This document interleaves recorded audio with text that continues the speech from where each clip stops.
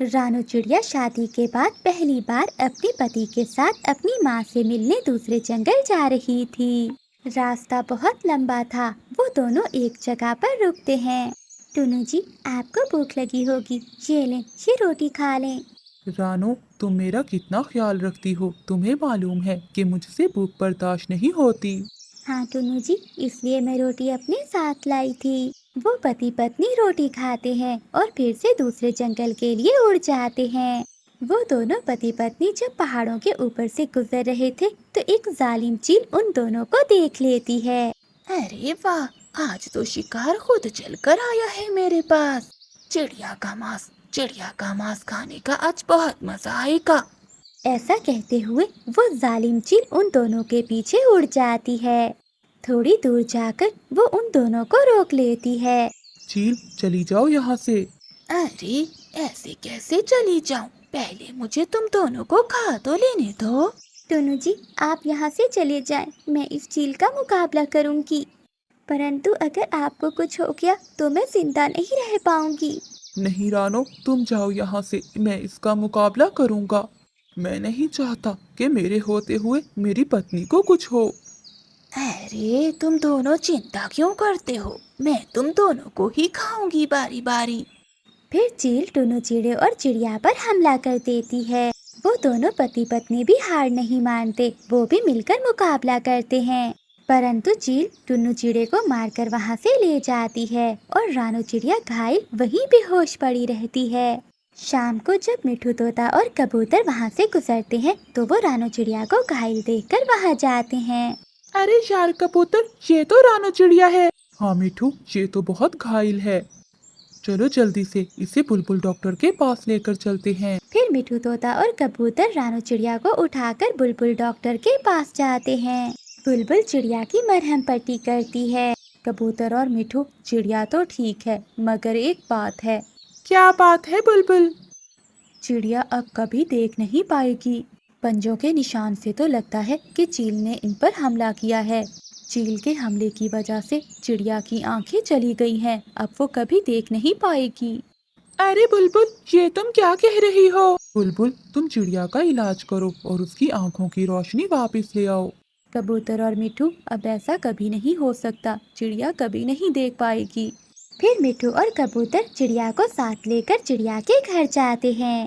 मिठू और कबूतर भैया, आपने मुझे क्यों बचाया? मुझे भी मेरे टुन्नू जी के साथ मर जाने देते। उनके बिना अब मैं जिंदगी कैसे गुजारूंगी? मुझे नहीं जीना इस दुनिया में। ये दुनिया बहुत जालिम है। चिड़िया बहन, सब्र करें, सब ठीक हो जाएगा। कबूतर, भला क्या ठीक होगा? क्या कभी मेरे टुन्नू जी वापस लौट कर आ सकते हैं? रानू चिड़िया ऐसे रो रही थी। मिठू तोता और कबूतर चिड़िया को हौसला देकर वहाँ से चले जाते हैं। अगली सुबह हो जाती है। मिठू तोता, कबूतर, गोरी कवि और कालू कवि सबको इकट्ठा करता है।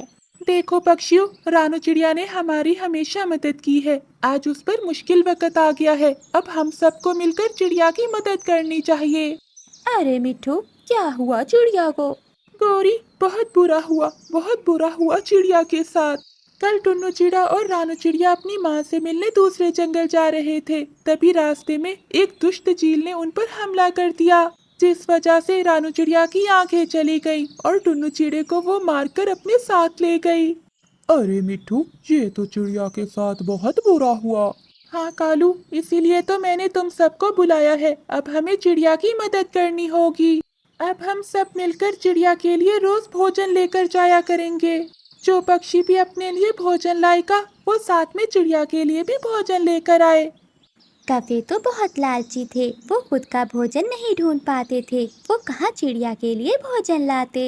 फिर वो सब पक्षी वहाँ से चले जाते हैं। ऐसे ही कई दिन बीत जाते हैं। अब सभी पक्षी रानू चिड़िया के लिए मीठे फल और दाना लेकर आते। अगले दिन मिठू तोता रानू चिड़िया के लिए भोजन लेकर जाता है।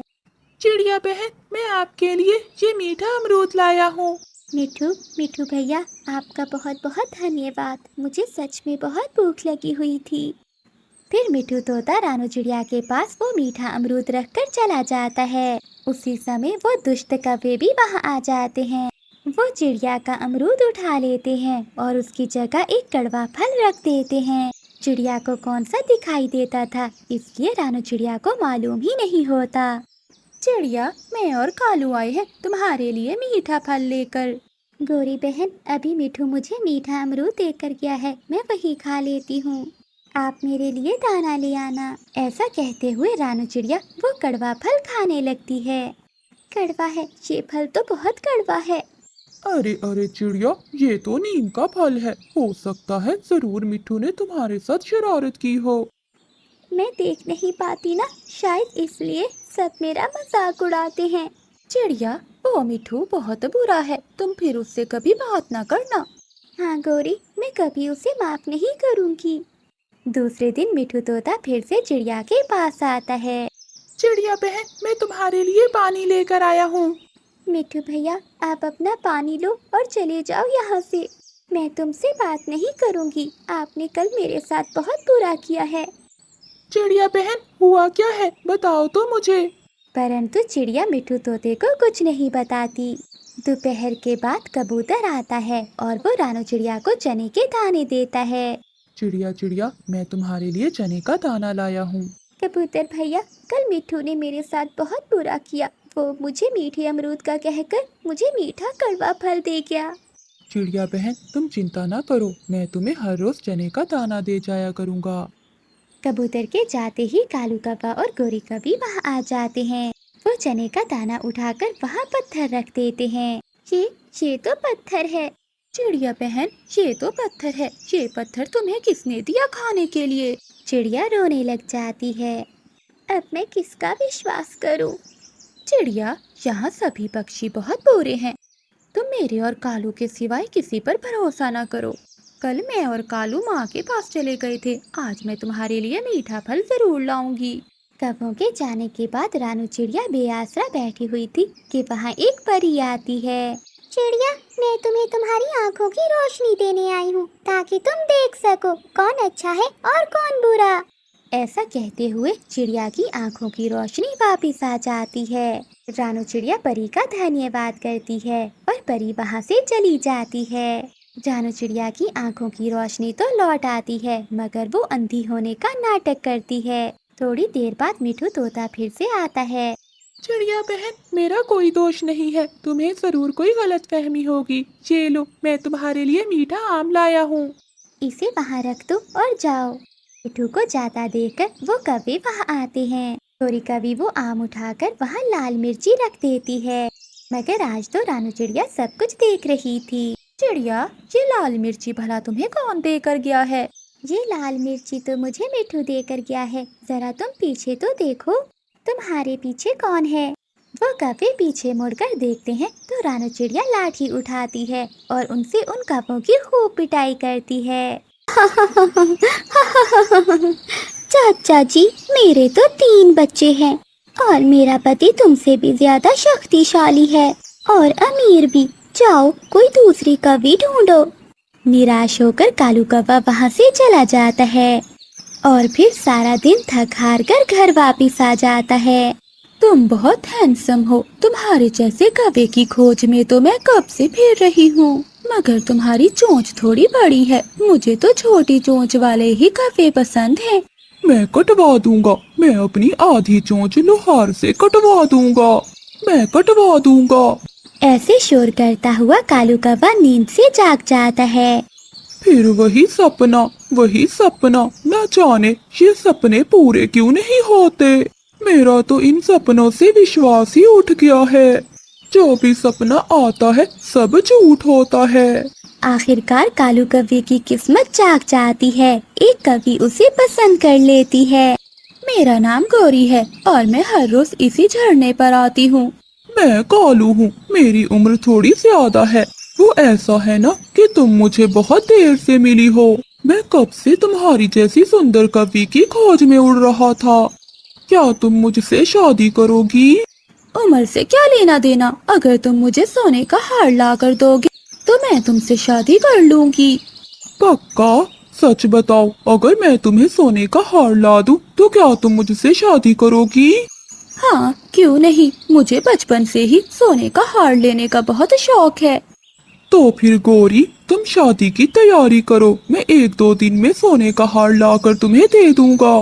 कालू कौवा आज बहुत खुश था। वो खुशी खुशी घर वापस जा रहा था और सोच रहा था कि वो अब उस कवि के लिए सोने का हार कहाँ से लाए। कालू कौवा चिड़िया के पास जाता है। चिड़िया चिड़िया बधाई हो, मुझे कवि मिल गई है। मुझे शादी करने के लिए एक बहुत सुंदर कवि मिली है। कवि भैया, ये तो बहुत अच्छी बात है। वो कवि कहाँ रहती है? वो झरने के पास रहती है। चिड़िया, मैंने उस कवि के लिए सोने का हार बनवाना है। क्या तुम्हारे पास कोई अच्छा सा डिजाइन है? मैं सोच रहा हूँ कोई ऐसा हार बनवाऊं जो मेरी होने वाली पत्नी देखकर बहुत खुश हो जाए। कवि भैया, आप तो जानते हैं मेरे पास ये सब कहाँ से आएगा, मगर हाँ, रियाली बहन के पास है एक सोने का हार। तुम उसका डिजाइन देख लो, हो सकता है तुम्हें उसका डिजाइन पसंद आ जाए। ये सुनकर कालू कौवा बहुत खुश हो जाता है। मैं जाता हूँ, मैं अभी हरियाली तोती के पास जाता हूँ। फिर कालू कौवा हरियाली तोती के घर जाता है।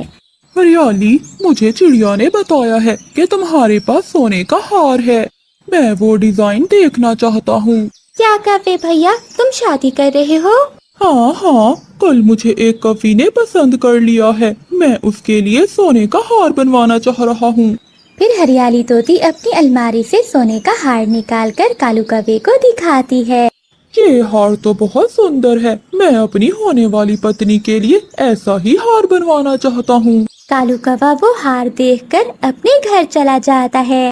कालू कौवा घर जाकर सोचने लगता है कि वो कैसे हरियाली तोती का सोने का हार चोरी कर सके।